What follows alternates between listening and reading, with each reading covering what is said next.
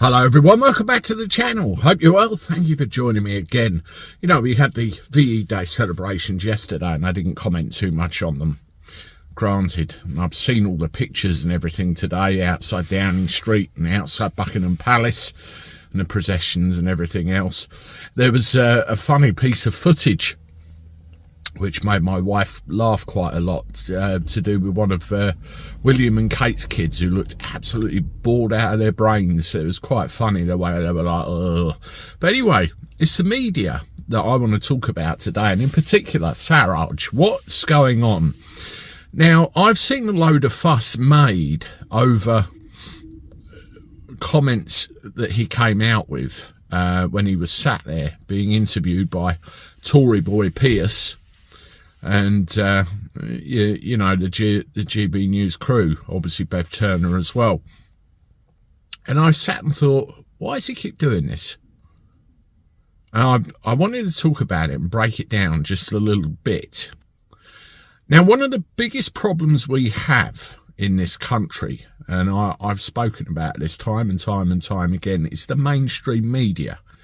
The BBCs, the GB News, is everybody that hangs around that environment. Everybody that gets involved has an invested interest in controlling the narrative, controlling the way things are or the way things are perceived to be in this country. That is why we have a situation that we do where people believe what they're told. Basically, they're preconditioned to do so.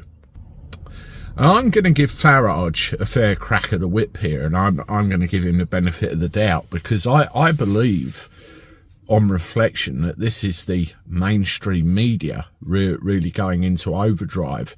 Because no matter what you think of reform, whether you love or hate them, what you have to understand is they are a threat to the establishment, quite a major threat. Labour, Conservatives are absolutely cacking themselves over the possibilities what's about to befall them. So what happens? The media, who are littered with individuals with certain party affiliations and all this sort of thing, will do everything in their power to pour cold water over reform. Now, unfortunately, and we'll come to this in a little while, I don't believe that Nigel does himself any favours with the way he responds to stuff, and Tice either, but that's another thing. Let's start with Rupert Lowe. Now, Rupert Lowe, as you know, did that interview for Tory boy Pierce, and it all went to hell. You know, one article only, and it all went to hell in a handbasket. Rupert ends up out of reform, and it all goes mad. Why was that article done? Well, what was the timing of it? Should that decision have been made to grant that article because they've just ran away with it? Obviously, Rupert gets booted out of reform because of this, and you know, commentators like me and Paz and other people, we've absolutely run away with it. What you have to understand, though, is an awful lot of stuff goes on behind closed doors that we're not privy to. And all you see, like you're watching now, is the shop front. This, what you're being told, what you're being exposed to, and you make your decisions and you make your mind up based on everything you see and everything you hear. And some of the time, it's key to make you think in a certain way. And that one strand of Rupert Lowe has been absolutely run with. And then you have the situation with Ben Habib. Ben Habib was obviously the chairman of Reform UK, and we know the history there. He's now taken over the Integrity Party. And I like to think in 4 years that something else could get off the ground, something better. And, you know, deep down, I believe it possibly could do. But do we have that time? Is that really a tangible possibility? You have to ask yourself. Again, look at all of the furore regarding Ben Habib. He's a very knowledgeable guy, very focused guy on the end goal. And I remember sitting in an audience, I've said this before, years ago, listening to Ben Habib when he was talking about Brexit. He knew his stuff. Again, is he the answer to everybody's prayers? What we have at the moment, we have a situation, we have a political party being reformed that have absolutely wiped the floor with, everyone at the council elections.